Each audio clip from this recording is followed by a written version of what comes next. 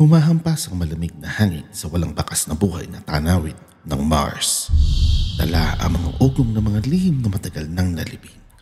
Habang lumulubog ang araw sa may abot tanaw, nagbibigay naman ang paglayas ng liwanag ng nakakatakot na presensya sa kalawanging lupain. Isang nag-iisang figura ang lumitaw mula sa mga anino ng isang sirang spacecraft. Isa itong wala ng buhay na manlalakbay, nakasuot ng isang bahagyang gulanit na spacesuit. Ang kanyang visor ay nagre-reflect ng naglalahong liwanag. Hindi ito isang ordinaryong astronaut, ngunit labi ng isang alaalang nakalimutan na ng panahon. Isang piping saksi sa isang lihim na misyon na naglakas loob hamunin ang mga hangganan ng kakayahan ng tao. Anong mga lihim ang dala nila? At anong madilim na katotohanan ang nais nitong ibunyag? Yo guys, subscribe naman dyan sa aking Facebook, TikTok, and YouTube accounts. Likes and comments na rin if may mga request kayo dyan. Let's go! Sa mga madilim na sulok ng kasaysayan ng kaalaman ng tao, sa gitna ng mga lihim na balita tungkol umano sa mga secret documents, namamalagi ang nakamamanghang kwento ng Project Red Sun. Isang di umunoy lihim na misyon na humahamon sa lohika at muling isinusulat ang kasaysayan ng kwento ng paglalakbay ng tao. Habang nakatutok ang atensyon ng mundo sa unang paghakbang ni Neil Armstrong sa buwan noong 1969, iilan lamang ang mga nakakaalam na ang mga ambisyon ng sangkatauhan ay higit pa dito at bagkus patungo sa pulang buhanginan ng Mars.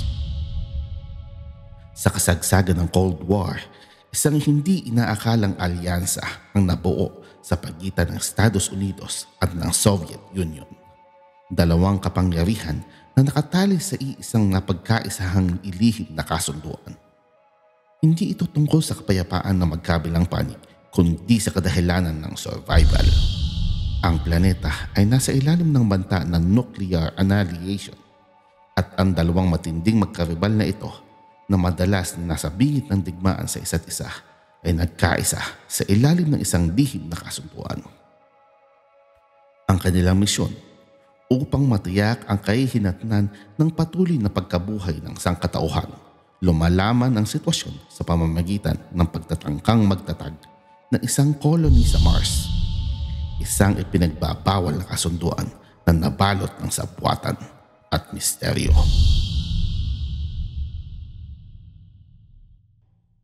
Sa paglipas ng mga taon, may mga minsang pagkakataong lumilitaw ang mga bulong-bulungan tungkol sa Project Red Sun. Kalakip ang impormasyong ito daw ay naisaktuparan nang i-launch ang project na ito sa isang nakatagong pasilidad sa gitna ng kagubatan ng Amazon. Dito, malayo sa kaalaman ng mundo, isang sopistikadong rocket ang umalis, dala ang interplanetary space vehicle na tinatawag na Columbus. Kabilang sa mga napiling crew, ang mga alamat na astronaut na sina Neil Armstrong, Buzz Aldrin at ang cosmonaut ng Soviet Union na si Vladimir Ilyushin, na nagkaisang maging parte ng lihim na proyektong ito at lumipad paalis ng Earth patungo sa Mars.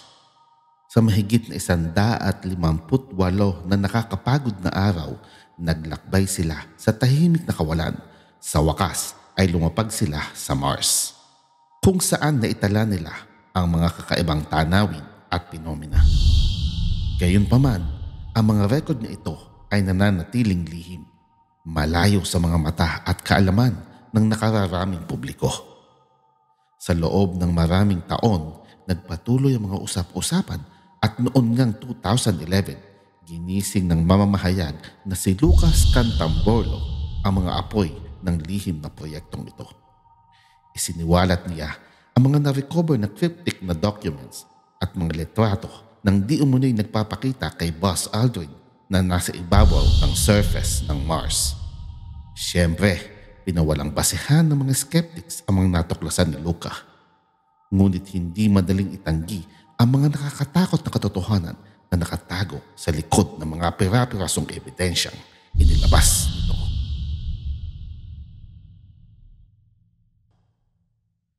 Sa likod ng anino ng misteryong ito, idinagdag ng dating empleyado ng NASA na itinago ang katauhan sa pangalang Jackie ang umanong isa pang layer ng pagpapatotoo tungkol sa project na ito noong 1979. Isang nakakagambalang tawag sa Coast to Coast radio show, ikinuwento niya ang panonood nila ng live feed mula sa Viking lander ng Mars na nagpapakita ng dalawang figura ng tao na nakasuot ng protektadong spacesuit na naglalakad sa kabuuan ng tanawin ng Mars. Gumagalaw sila na parang alam na alam nila kung saan sila pupunta. Hindi natitinag sa dayuhang kapaligiran na kinaroroonan ng mga ito. Ang ulat ni Jackie ay sinundan na veteranong astronaut na si William Rutledge na mismong umamin na maging siya ay nakasama sa mga sikretong misyon sa buwan at maging sa Mars upang mag-recover ng mga teknolohiya ng mga alien. Lalong naging animoy kwento mula sa mga pahina ng sci-fi thriller ang mga kwento ng isang hacker na nagngangalang Gary McKinnon noong 2002 ay may na-recover siyang mga file mula sa mga database ng NASA. Kabilang sa mga ito ang natagpuan niyang isang compiled document na may markang non-terrestrial officers o mga opisyales na hindi nilalang ng mundong ito at mga talaan ng spacecraft na hindi kilala sa anumang rehistro na nagmumungkahi ng isang nakatagong programa sa kalawakan ang umiiral malayo sa kaalaman ng publiko. Ang impormasyong ito ang nagpatibay na mayroon ngang mga impormasyon ang hindi nakakarating sa publiko at itinatago ng NASA at gobyerno. Bagamat magpasa hanggang ngayon na ibinibilang ang kwento ng Project Red Sun sa mga balitang umanong haka-haka lamang, ang mga nakakakilabot na pahayag ukol dito ay tila matatag na tumatatak sa alaala ng mga nakakaalam nito. May ilang detalye na tunay na makatotohanan, tugma sa mga napatunayan o natuklasan sa pag-aaral ngayon sa Mars. Gayunpaman, dinidismiss ang mga kwentong ito ng mga kritiko bilang katang-isip na dulot ng paranoia noong Cold War. Ngunit matinding nanindigan ang mga conspiracy theorists na ang katotohanan ay pilit na itinatago lamang. Na tila ba ang NASA at iba pang ahensya ay hindi buong nilalabas ang katotohanan, bagkus ay maliliit lang ng mga peraso ng isang malaking kwento ang hinahayaan ng mga itong ating malaman. Isa lang bang alamat ang Project Red Sun na hinabi mula sa takot at secrecy, o ang presensya ng tao sa Mars ay higit pa sa isang imahinasyon lamang? Ang mga sagot ay nananatili sa madidilim na kinaroroonan ng mga sekretong dokumento, kung saan ang kwento ng Mars ay patuloy na ikinukubli. Hanggat hindi naiilantad ang buong katotohanan, ang mga tanong na ito ay magpapatuloy. Animoy multo na nagkukubli sa bawat takbang ng sangkatauhan patungo sa pag-aaral natin sa kalawakan at mga bituin. Ang takot sa hindi natin lubusang nalalaman ay mananatiling kaparehas ng di mapalagay na pagkamangha sa kung ano ang maaaring nasa kabila ng kadidiman ng galaxy na hindi naaabot ng ating paningin.